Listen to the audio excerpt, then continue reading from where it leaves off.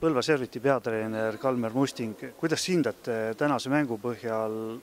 edasipääsu šansse?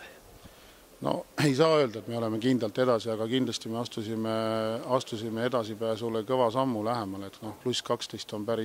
päris tore, aga ma arvan, et nädala pärast on ikkagi vastastel ka šansid olemas ja 60 minutit mäng on ees, et ei rutta ja täna oli ka näha, et vastane on sitke ka teise poole alguses peale, ütleme, esimese poolaja kaotust -7 väravat, ikkagi teisel poolel nad mitmel korral vähendasid selle -4-5, et ma usun, et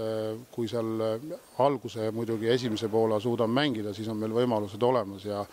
ma muidugi loodan, et meil on kogenud mängijaid ka, et nad ikkagi selle vastase väljaku survele ja arvatavasti ma täna siin itaallastega rääkisin, neil on seal ikkagi 1000–1500 pealtvaatajat lärmakat, et ega meil seal lihtne ei saa olema, et mängijad peavad ja treenerid väga tõsiselt selleks mänguks nagu valmistuma. Kuidas peeti kinni tänasest mänguplaanist?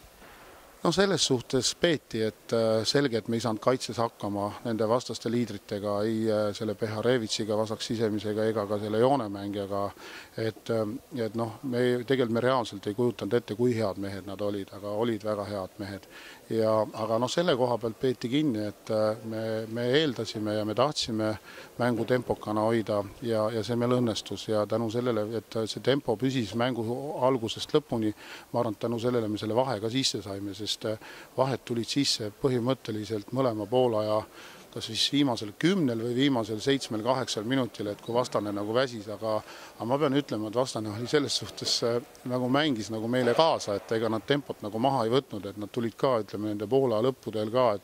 et kui oleks võinud nagu tempot maha lasta, siis nad ikkagi tulid kogu aeg nagu kiirena peale, mitmel korral ka muidugi see neil kõik õnnestus, jälle viskasid kiire värava, aga tänu sellele kogu aeg see tempoga neid tappis. Et selline oli see, ütleme, taktikast kinnipidamine. Keda mängijatest esile tooksite oma klubist, itaallaste poolt? No meie poolt kindlasti